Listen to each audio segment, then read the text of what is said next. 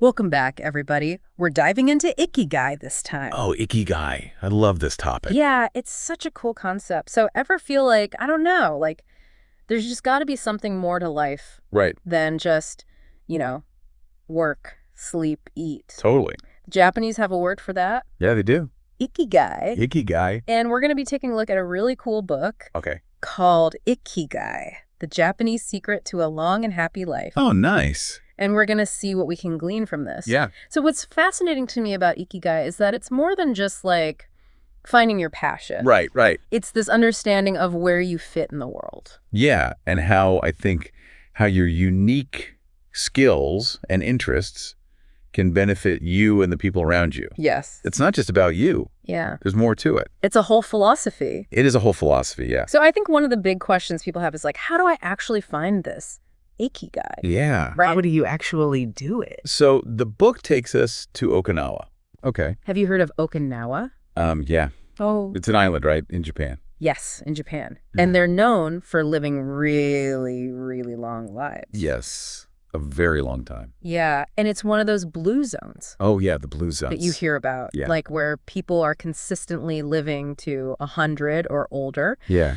And one of the things that they do differently is they practice this thing called hara-hachi-bu. Hachibu. Yeah. You know, like when you eat and you're just like Oh, so full. uncomfortably full? Yeah. They're like, stop before that point.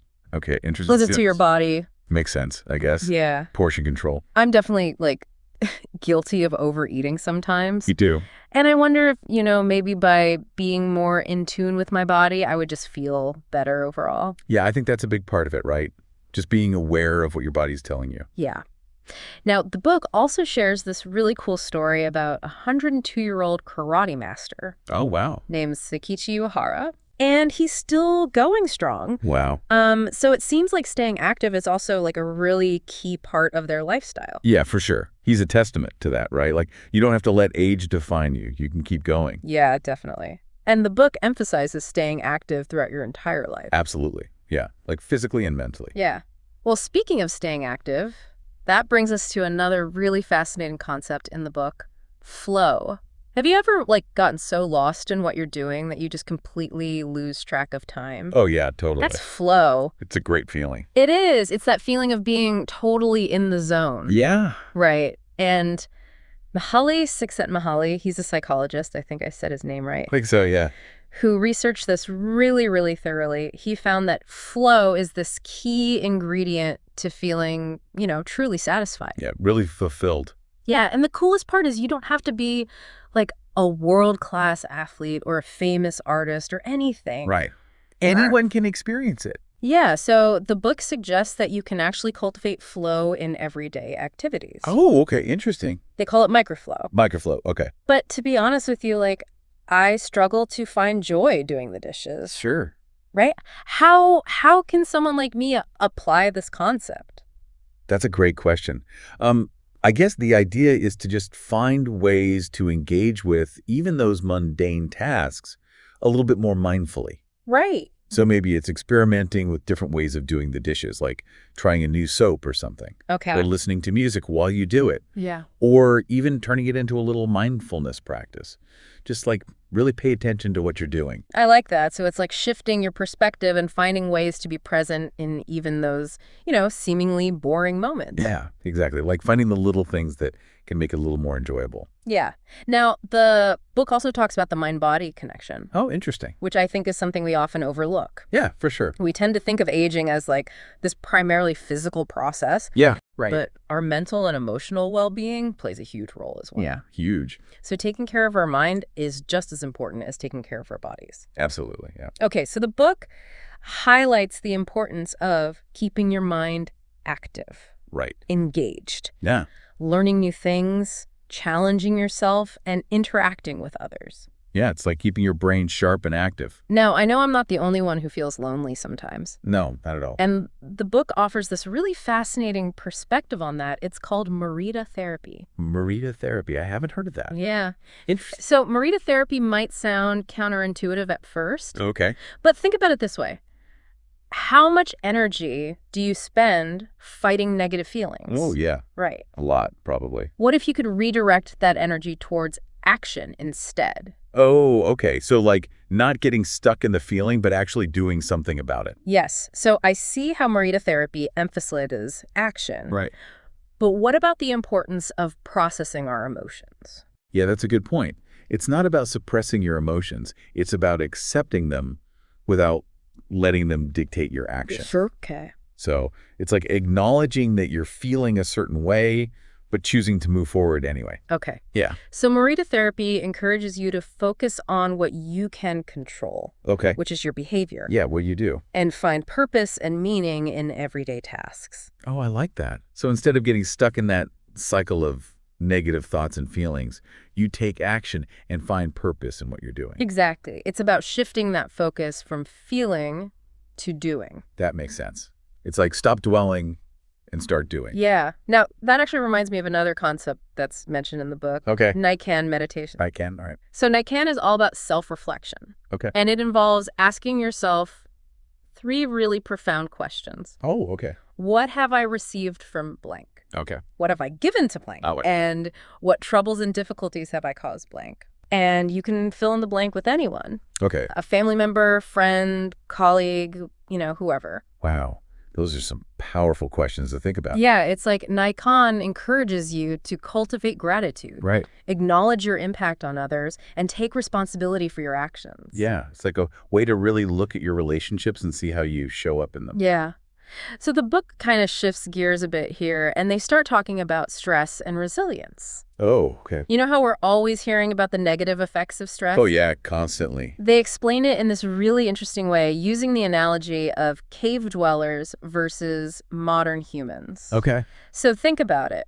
For a cave dweller, stress was this short-lived response Oh, yeah, right. to an immediate threat. Right, like a wild animal or something. Right. Yeah. But for us, stress is often chronic Oh, yeah, for sure. and relentless. Yeah. Triggered by things like work deadlines or social media, information overload. Yes, Our fight or flight response is constantly on high alert. totally. I feel that. Yeah.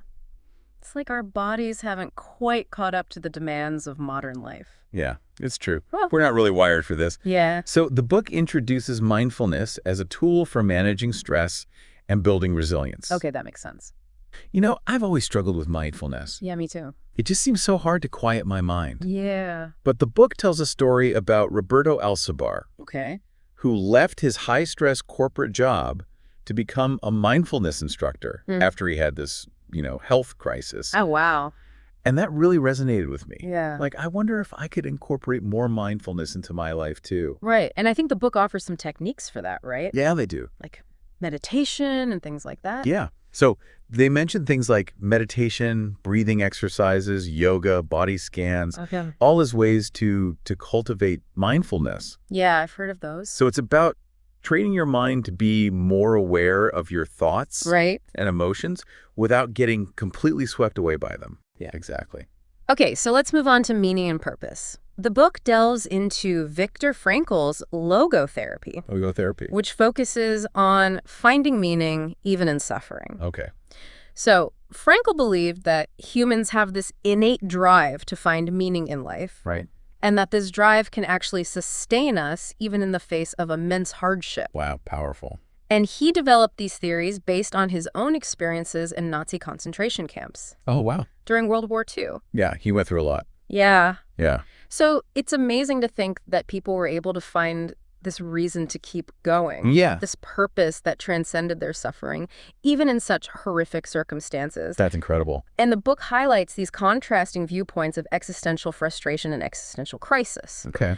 So think of existential frustration as like the drive an athlete feels to train. Okay. Yeah. Right. It's that healthy tension that propels them forward. Right. But existential crisis is more like feeling completely lost at sea with no direction. Oh, I see. So it's not just about avoiding suffering, but about having something to strive for, something that gives our lives meaning and direction. Right. That makes sense. And the book also mentions a study from Yeshiva University that found a strong correlation between a positive attitude, emotional awareness, and longevity. Oh, wow. So it's not just about genetics or lifestyle choices, but our outlook on life and how well we manage our emotions actually plays a role. Yeah, so it seems like a key takeaway is that cultivating this positive mindset and building emotional resilience can contribute to a longer and happier life. Now, let's see what we can learn from those Okinawan centenarians. The book shares some really cool insights from interviews with them. Okay, yeah. I'm interested to hear what they have to say. So one of the things that really stood out is how active and engaged they are in their communities. Oh, that's great. Yeah, they have this strong sense of purpose, Right. and they never really retire from life. It's like they just keep going and keep learning and keep growing. Yeah, it's like they embody the concept of Ikigai in their daily lives. Yeah, totally. Now, their diet also plays a role. Oh, okay. So they primarily eat plant-based foods, Yeah, okay. and they practice the 80% rule, which we talked about earlier, Right. and they prioritize social connections. Oh, interesting. And speaking of social connections, the book talks about this concept called moai. Moai. Yeah, MOAI, and they're like lifelong support groups. Oh, interesting. Like your close-knit group. Yeah. Think about your own friendships. Yeah. Do you have a strong moai? I think so, yeah. That close group that you can always rely on? Yeah, definitely. So moai provides this sense of belonging, Right. shared purpose, and mutual support throughout life. It's like a built-in community. Yeah. It's a testament to the power of human connection. Yeah. And how it contributes to well-being and longevity. Absolutely. Makes sense. Now, to give you a taste of life in Okinawa, the book shares this anecdote about this really vibrant birthday party for 3 residents Oh, cool. who were in their 80s and 90s. Wow, that's awesome. It sounds like they know how to celebrate life Yeah, good for them. and keep that youthful energy alive no matter their age. I love that. The book then goes on to showcase these inspiring examples of people pursuing their Ikigai Okay. in various fields. Right. So we encounter individuals like Mitsuo Aida, Okay. who's a renowned calligrapher and haiku poet, Oh, wow. and he found deep purpose in expressing his emotions through art. Beautiful. And then there's Hokusai, Okay. this celebrated woodblock print artist, All right. and he famously said that he only began to understand true nature at the age of 73. Wow. And he continued creating until his death at 88. That's amazing. What an inspiration. Right. And then we can't forget Jiro Ono, Okay. who's the legendary sushi master, Oh, yeah. featured in that documentary, Jiro Dreams of Sushi, Oh, yeah, I've seen that. who finds this immense joy and fulfillment in his lifelong dedication to his craft. Yeah, his attention to detail is amazing. So these are powerful examples of people who've not only found their Ikigai, but they've dedicated their lives to mastering their chosen crafts. Yeah, they're like living embodiments of Ikigai. Now, their stories connect beautifully with this concept of takumi. Takumi. Yeah, Takumi. Okay.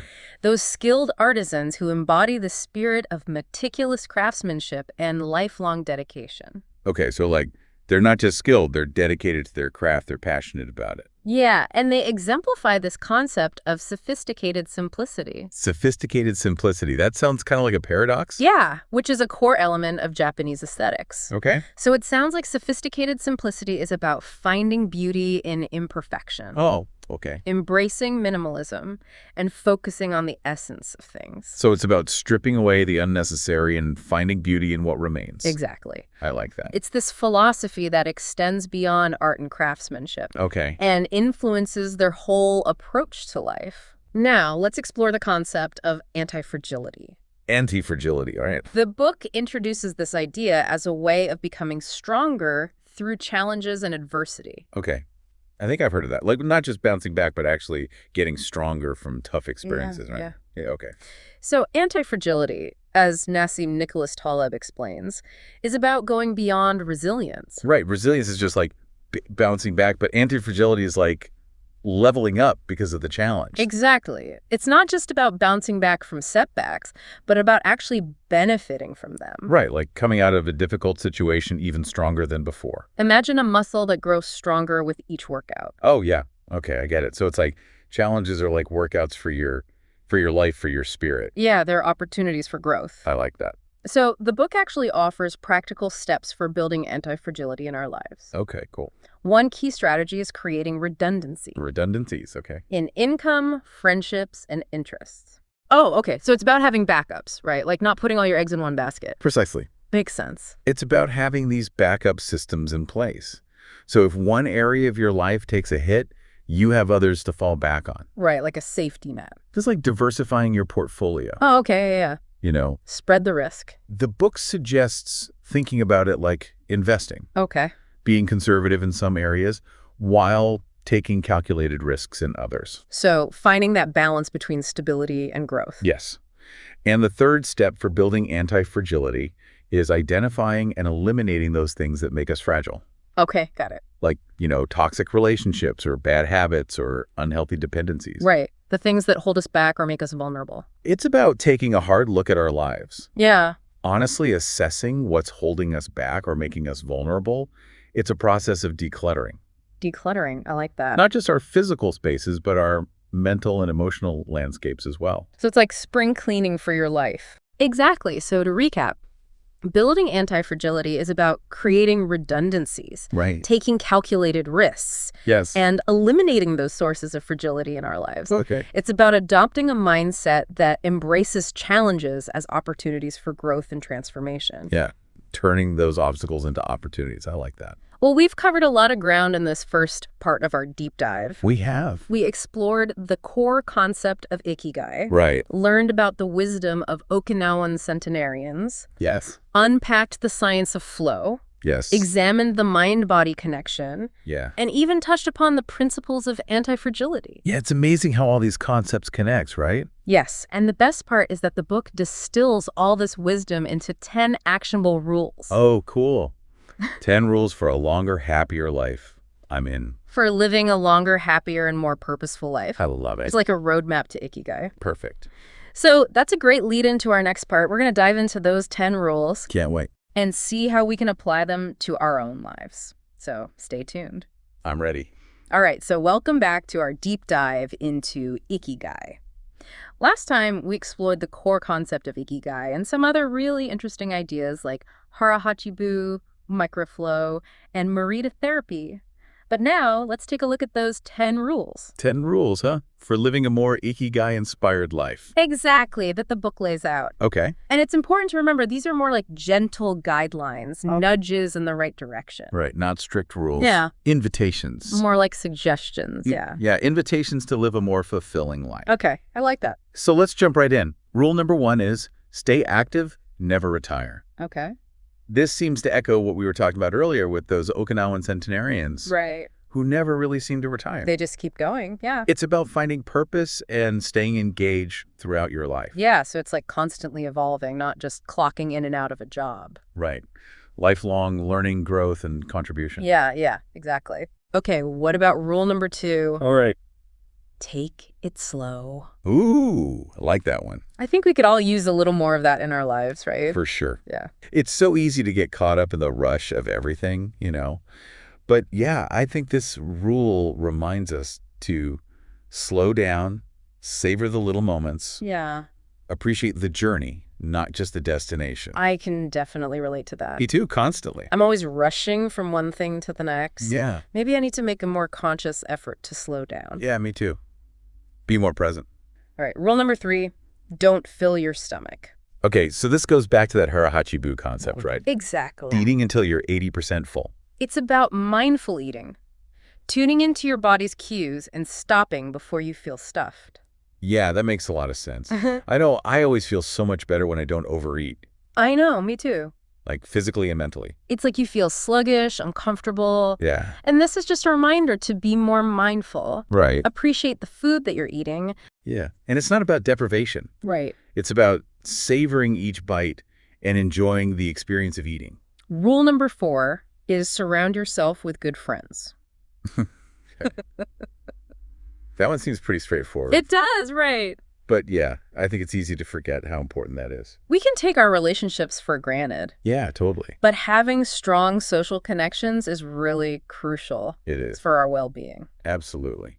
Yeah, good friends offer companionship, support, laughter, and a sense of belonging. I'm thinking about my own close friends right now Yeah. and how much they enrich my life.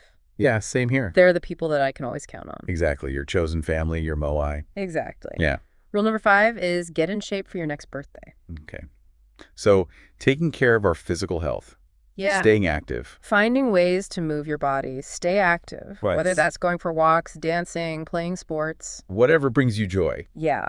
The point is to find something that you enjoy. Make it a regular part of your routine. Yeah, and it's not about punishing yourself at the gym. No. It's about celebrating the gift of movement. Yeah, honoring your body. Exactly. Finding that balance. Yeah, that's a good point. Between challenging yourself and respecting your limitations. All about balance. Okay. Rule number 6, smile. Smile. That seems pretty simple. It does, but I think it's more profound than it seems. Okay. In what way? Well, it's about cultivating a positive attitude. Right. Choosing joy. Yeah, Smiling is contagious. it is. Yeah. Can lift your own spirits and the spirits of those around you. I know when I see someone smiling, it instantly makes me feel better. Yeah, there's something powerful about the energy of a smile. It's true. Like, Why? even if you don't feel like smiling, just the act of doing it can shift your mood. It's a small act, Yeah, but can have a big impact. absolutely. Okay. Rule number 7 is reconnect with nature. Ooh, I like that one. This one really resonates with me. Yeah, me too. I always feel more grounded and peaceful Yeah, after spending time outdoors. totally. Nature has a way of calming our minds, Yeah. reminding us of the bigger picture. It's a source of beauty, wonder, and inspiration. Absolutely. Whether it's a walk in the park, a hike in the woods, or just sitting under a tree. Yeah, just being in nature can be so restorative. It really can. Yeah. It's a chance to unplug from the digital world. Right. Disconnect to reconnect. Yeah, and reconnect with ourselves and the natural world around us. I love that. Rule number 8 is give thanks. Give thanks. Okay. Another one that seems simple, Yeah. but is so important. Yeah. Cultivating a spirit of gratitude can make such a huge difference Oh, it really can. Yeah. in our overall well-being. Yeah, for sure. So when we focus on what we're grateful for, Right. it shifts our perspective. Yeah. Helps us appreciate the good things in our lives. It's about taking the time to acknowledge the things, Yeah. big or small, Mm. that bring us joy and make life worth living. Whether it's that warm cup of coffee in the morning or a beautiful sunset. Or, just having a roof over your head. Yeah. Taking a moment to appreciate those things can really shift your mood. It's true. Okay, rule number 9 is live in the moment. Oh, that's a hard one. This is one I really struggle with. Yeah, me too. I'm either dwelling on the past or worrying about the future. Right. It's so easy to get caught up in those thoughts, Yeah. The what ifs and the should haves. Yeah, But yeah, the present moment is all we really have. right. So it's about learning to let go of those thoughts and just be fully present in the here and now. And I think that's where mindfulness comes in again, right? Right. Being able to observe those thoughts without getting completely carried away by them. Yeah, exactly. Okay, and finally, rule number 10, follow your Ikigai. Follow your Ikigai. Okay. This feels like the culmination of all the other rules. Right. The ultimate goal. Yeah, it's about discovering and pursuing your unique purpose in life, Okay. aligning your passions, your skills, and your values Right. with what you do in the world. Yeah, so it's not just about finding a job you like. No. It's about finding something that truly lights you up. Yes. Makes you feel like you're making a difference. Makes you feel alive. Yeah, exactly. I love that. And it might take some time, Yeah, it's a process. experimentation, to Yeah. really find your Ikigai. But the journey itself is part of the process. Slowly. Yeah. Well, these 10 rules provide a wonderful framework Yeah, they do. for living a more intentional Right. and fulfilling life. Absolutely. What stood out to you the most? You know, what struck me was how simple and practical they are. It's not about making these huge, drastic changes. Right. Small steps. Yeah, it's incorporating these small, mindful shifts into our daily lives. Yeah, little changes can make a big difference over time. It's about making conscious choices that align with our values Right. and bring us closer to our Ikigai. Exactly. And I think it's a good reminder that we have the power to shape our own lives. It's not about achieving some distant goal, Right. but about embracing the journey, Yeah, finding joy in the everyday. absolutely. Well, we've explored these 10 rules of Ikigai, We have. discussed how we can apply them to our own lives. Yeah, that was really insightful. But what about the bigger picture? Well, What does all of this mean for our listeners, for their personal journeys? Let's explore that in our final part. And welcome back for our final part of this Ikigai deep dive. It's been a great conversation so far. It really has. We've explored this core concept, Yeah. delved into the wisdom of those Okinawan centenarians, Hmm. unpacked those 10 rules for living an Ikigai-inspired life. So much good stuff. It's been quite a journey. It has. We've covered a lot of ground, Yeah. from the importance of finding flow in everyday activities to the power of a positive mindset and strong social connections. Now, I'd love to hear from you. What really stood out to you as the most impactful element of Ikigai? I think for me, what really resonates is that Ikigai is not this grand, elusive goal, Okay. but like a way of approaching life. Right. So finding joy in the everyday, Yeah. nurturing your passions, Mm. contributing to the world in a way that feels meaningful to you. It's not about achieving some external measure of success, No, not at all. but cultivating that sense of inner purpose, Right, yeah. fulfillment. Yeah. And it ties into, I think, another Japanese concept of Okay. wabi-sabi. Wabi-sabi. Okay. Finding beauty in imperfection, impermanence. I love that. It's a reminder that life is this collection of fleeting moments. Mhm. The key is to savor each one. Yeah. It's about shifting our perspective. Totally. Right. Like instead of viewing those mundane tasks as chores, Right. we can approach them with this sense of mindfulness, Yeah. purpose, finding those sparks of joy. In the everyday. Yeah, absolutely. And it connects beautifully with another concept, ichigo-ichi. Oh, I love that one too. Yeah. Each moment is unique. It'll never occur again. Never happen again. Yeah. Cherish every encounter, every experience as this precious gift. So, as we wrap up this deep dive, Yeah. what's one final thought you want to leave our listeners with? I would say, embark on this personal exploration of Ikigai. It's not a destination, it's a journey. It's a process of self-discovery, growth. Take some time to reflect on what brings you joy, makes you feel alive, engaged. Explore those passions, hone those skills, and find ways to contribute to the world in a way that feels authentic and meaningful to you.